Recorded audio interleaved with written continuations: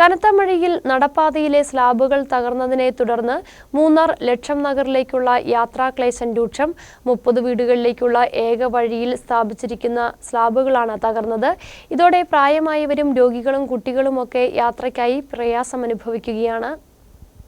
കനത്ത മഴയെ തുടർന്ന് നടപ്പാതയിലെ സ്ലാബുകൾ തകർന്നതോടെയാണ് മൂന്നാർ ലക്ഷം നഗറിലേക്കുള്ള യാത്രാക്ലേശം വർദ്ധിച്ചത്. 30 വീടുകളിലേക്കുള്ള ഏക വഴിയിൽ സ്ഥാപിച്ചിരുന്ന സ്ലാബുകളാണ് കഴിഞ്ഞ ദിവസം പെയ്ത മഴയിൽ തകർന്നത്. ഇതോടെ പ്രായമായവരും രോഗികളും കുട്ടികളുമൊക്കെ യാത്രയ്ക്കായി പ്രയാസമനുഭവിക്കുകയാണ്.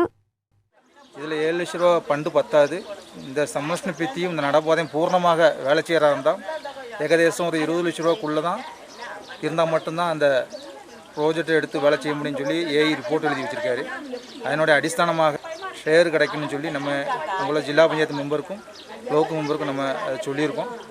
எனவே உடனடியாக லோக்கு பஞ்சாயத்தும் ஜில்லா பஞ்சாயத்தும் முன் வந்து இந்த ஃபண்டு அனுபவித்து உடனடியாக இந்த வேலையை தொடங்குவதற்கான முன்வர வேண்டும். அப்படின்னா தான் இங்குள்ள குடும்பங்களுக்கு நடந்து செல்ல முடியும். வேறு பாதை ஒன்றும் இல்லை, இந்த ஒரே பாதை தான் 30 குடும்பத்துக்கு. നടപ്പാത ഇല്ലാതായതോടെ ഏറെ ദൂരം ചുറ്റി സഞ്ചരിച്ചാണ് ഇവിടെ താമസിക്കുന്നവർ പ്രധാന റോഡിലേക്ക് എത്തുന്നത്. மண்ணு மூட போறது வந்து தற்காலிகம்னா ஃபர்ஸ்ட் நடக்கிறது தற்காலிகம். இதோட இது 4வது தடவை ஆயிடுச்சு. 4வது தடவையும் போட்டால் இது போடுற லெவலுக்கு ஒன்றுமே இல்லை. வந்து அகலமாக இருந்துச்சு பாதை, அதில் மண்ணு மூட போடும்போது ஓகே. இப்போ எப்படி இருக்குது, இவ்வளோதான் இருக்குது. இதில் மண்ணு மூட போட்டால் கீழே என்ன இதில் இருக்குது.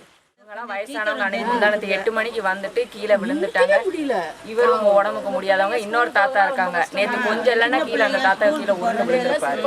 பயப்படுது. ஒரு ஆளு நின்று கடத்தி விட்டா மட்டும்தான் இந்த பக்கம் வர முடியும். നടപ്പാത കടന്നുപോകുന്ന മൺതിട്ടയും ഇടിച്ചിൽ ഭീഷണി നേരിടുന്നുണ്ട്. മൺതിട്ട കൂടുതലായി താഴേക്ക് പതിച്ചാൽ സമീപവാസിയുടെ വീടിനും കേടുപാടുകൾ സംഭവിക്കും. വിഷയത്തിൽ അടിയന്തര പ്രശ്നപരിഹാരം വേണമെന്നാണ് ആവശ്യം. ഇത് ഇടിഞ്ഞത് കഴിഞ്ഞ 30-ാം തീയതിയാണ്. വളരെ സൗണ്ടോടെ വെളുപ്പിന് 5 മണിക്കാണ് ഇടിഞ്ഞത്. ഇടിയാൻ മെയിൻ കാരണം മുകളിൽ നിന്ന് വരുന്ന വെള്ളമാണ്.